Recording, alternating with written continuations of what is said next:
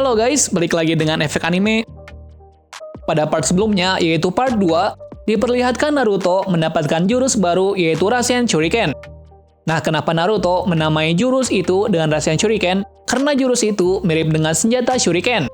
Dan maka dari itu, Naruto menamai jurusnya seperti itu. Tapi sebelum kita menuju topik utama, jangan lupa untuk klik tombol subscribe dan juga tombol loncengnya agar selalu mendapatkan update seputar alur cerita anime dari kami. Dan berikut seluruh alur cerita Naruto Shippuden Part 3 versi Efek Anime.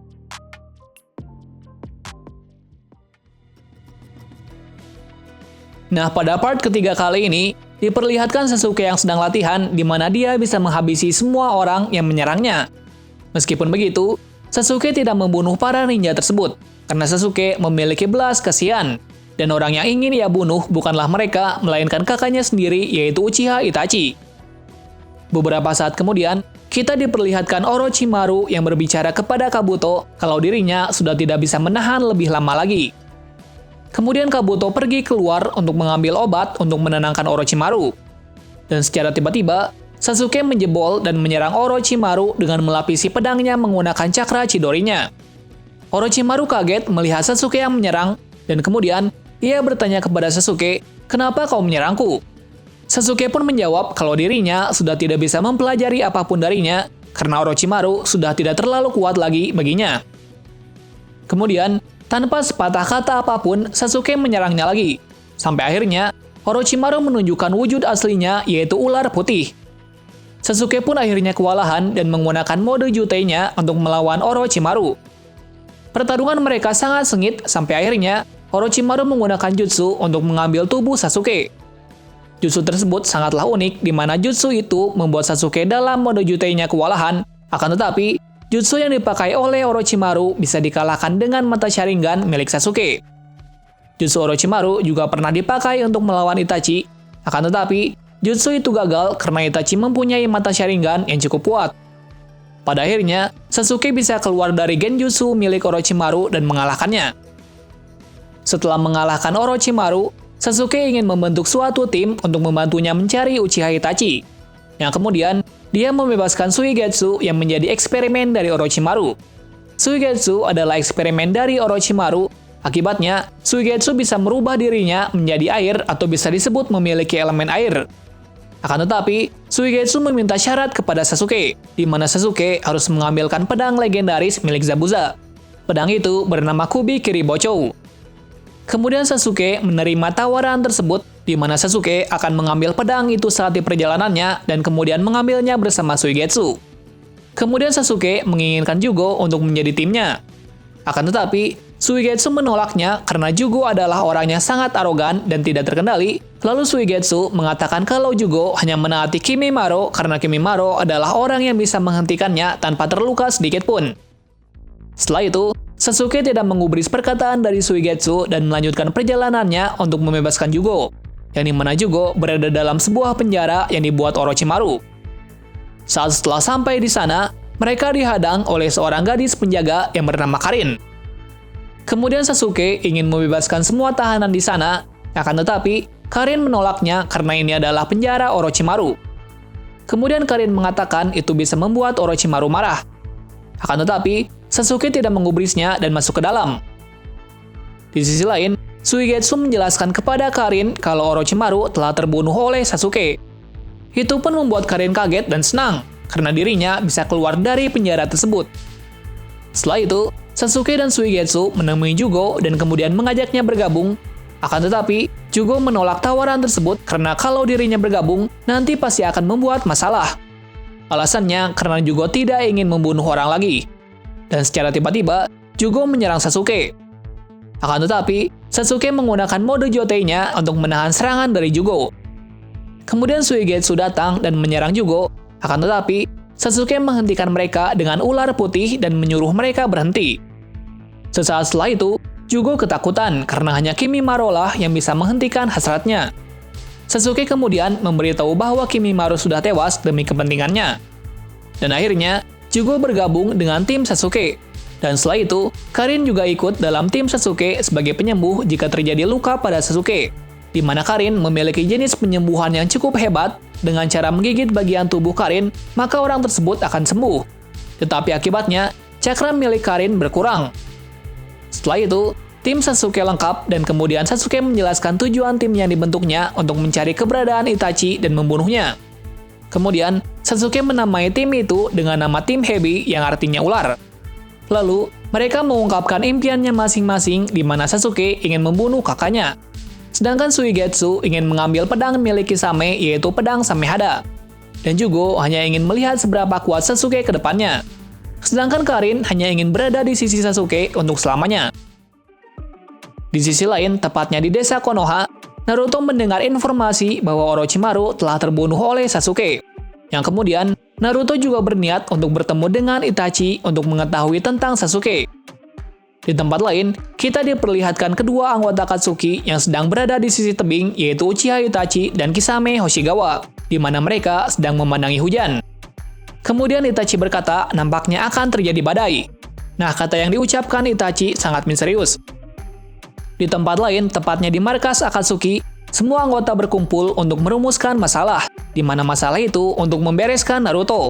Karena ketua dari Akatsuki melihat kalau shinobi dari desa Konoha adalah ancaman serius bagi organisasi Akatsuki.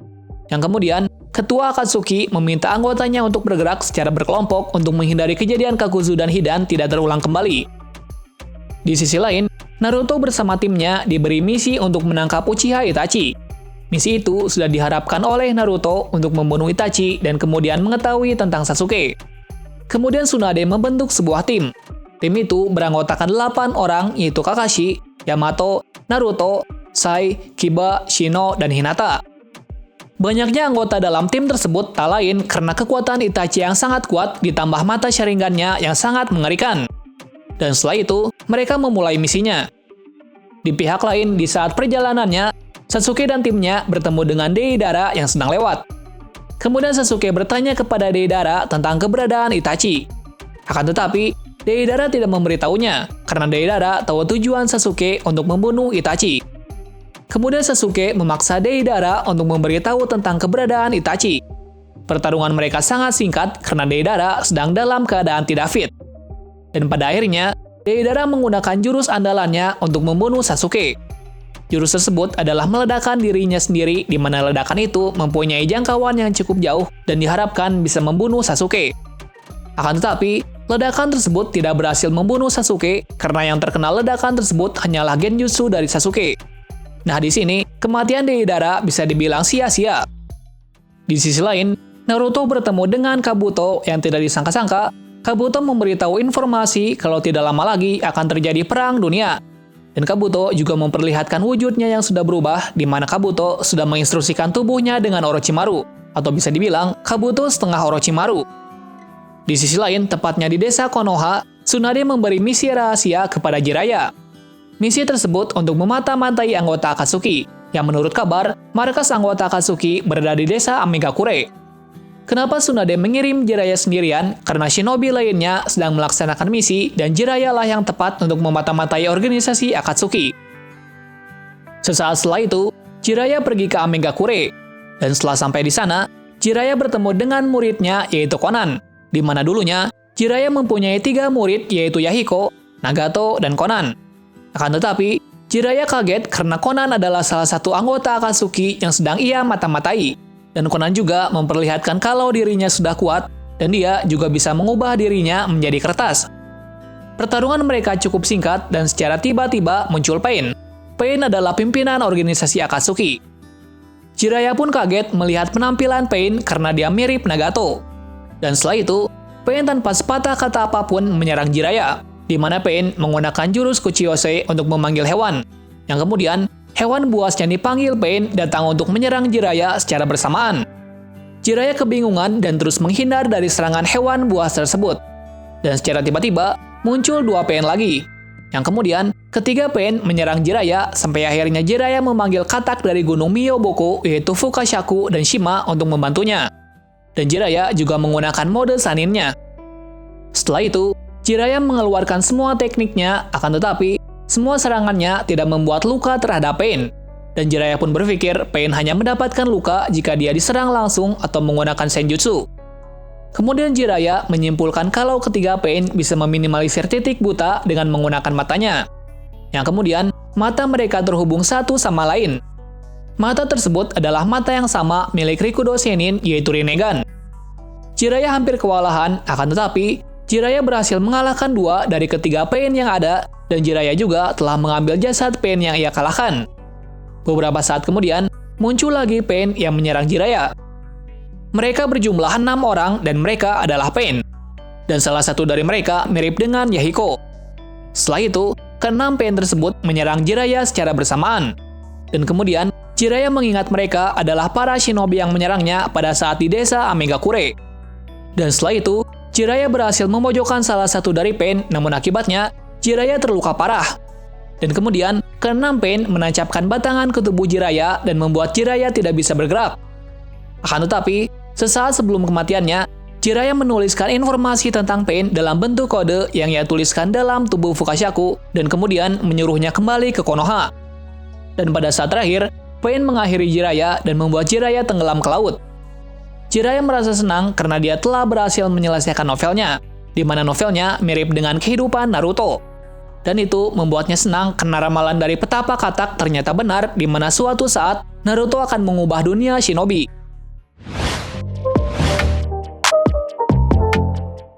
Nah, itulah seluruh alur cerita Naruto Part 3 yang telah kami rangkum.